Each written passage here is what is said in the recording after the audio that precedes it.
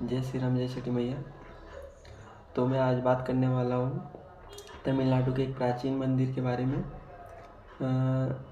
यह मामला जो है तिरुपुरम कुंद्रम मंदिर से जुड़ा हुआ है, जहाँ मंदिर के पास एक दरगाह भी स्थित है।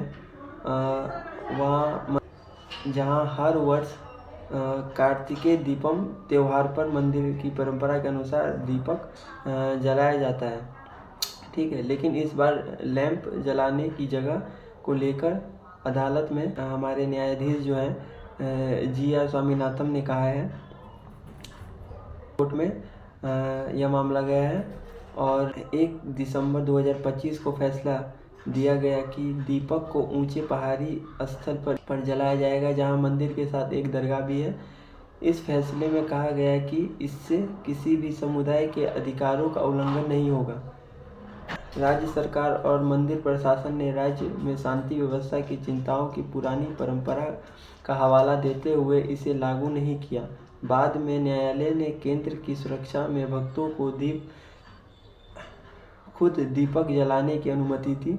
इस फैसले को लेकर कई वकीलों और राजनीतिक समूहों ने इसे पक्षपातपूर्ण, जल्दबाजी में लिया गया निर्णय और संवैधानिक न्याय के सिद्धांतों के खिलाफ बताया। लोकसभा में हुआ सांसदों का पत्र 107 प्लस विपक्षी ने नोटिस पत्र दिया। डीएमके, कांग्रेस, लेफ्ट सहित इंडिया ब्लॉक के लगभग 100 से ज़्यादा सांसदों ने लोकसभा स्पीकर को एक पत्र दिया ताकि हमारे न्यायाधीश स्वामीनाथन के खिलाफ लोकसभा में हटाने का प्रस्ताव लाया जा सके। उनमें शामिल नेताओं में प्रियंका गांधी, अजीत यादव, डीएमके के सांसद आदि हैं। विपक्ष के आरोप जो है मुख्य रूप में इस प्रकार है। निष्ठा और निष्पक्षता पर सवाल। आरोप है कि न्यायाधीश ने फैसले में पक्षपात, व्यक्तिगत विचार व्यक्त किए हैं। कुछ लोग इसे धार्मिक भावनाओं में भेदभाव वाला भी मान रहे हैं। कहा जा रहा है कि इस तरह का आदेश अदालत की परंपरागत विभाजन बेंच की पुरानी राय के खिलाफ है। समाज में तनाव का विपक्ष का कहना है कि फैसले ने सामाजिक सांप्रदायिक संतुलन को चुनौती दी है। भारत में हाईकोर्ट के न्यायाधीश को हटाने के लिए जैसा तरीका होता है और उसके लिए नोटिस प्रस्ताव पार्लियामेंट में पेश करना पड़ता है। यह एक बहुत दुर्लभ और गंभीर प्रक्रिया होती है, जहां और सफल होने के लिए पर्याप्त समर्थन चाहिए होता है। फिलहाल यह सिर्फ प्रस्ताव का चरण है, हटाने का निर्णय नहीं हुआ है। बीजेपी वाले जो कह रहे हैं, कहा कि विपक्षी प्रस्ताव अनैतिक है और न्यायाधीश ने तमिल संस्कृति के अधिकार को बचाया। दावा कि विपक्ष का इरादा राजनीति है।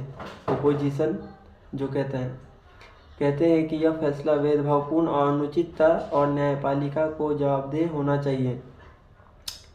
यह केवल मंदिर का रहस्य नहीं है, यह एक राजनीतिक न्यायिक विवाद है जो धर्म, सांस्कृतिक, न्यायपालिका की स्वतंत्रता और चुनावी राजनीतियों के बीच टकराव को दर्शाता है। आप इससे क्या समझते हैं? क्या अदालत ने धार्मिक परंपराओं में बिना ठीक से समझे दखल दिया है?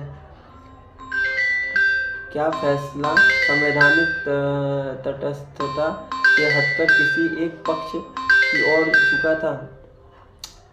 क्या न्यायाधीश को हटाने जैसा कदम उचित है या राजनीतिक बदले की प्रक्रिया है?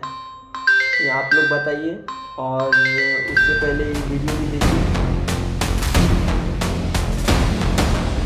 तमिलनाडु में मदुरै बेंच के हाईकोर्ट जज जस्टिस जी.आर. स्वामीनाथन को लेकर हंगामा मचा हुआ है।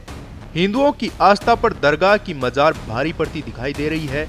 मामला थिरुप्रकुंद्रम हिल पर कार्तिकेय दीपम उत्सव से जुड़ा है, जहां जज के एक फैसले ने राज्य सरकार और विपक्ष को आमने सामने ला खड़ा किया।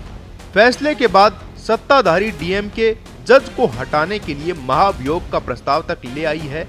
आइए आपको आसान भाषा में समझाते हैं कि क्या है यह पूरा मामला और क्यों डीएमके ने हिंदू परंपरा को दरकिनार कर दिया। दरअसल मदुरै के पास एक पवित्र पहाड़ी है, जहां भगवान मुरुगन का प्राचीन मंदिर है। पहाड़ी के ऊपरी हिस्से पर मंदिर है तो नीचे दीपथून नाम का एक खंबा है जहां कभी दीपम यानी लैंप या दिया जलाया जाता था।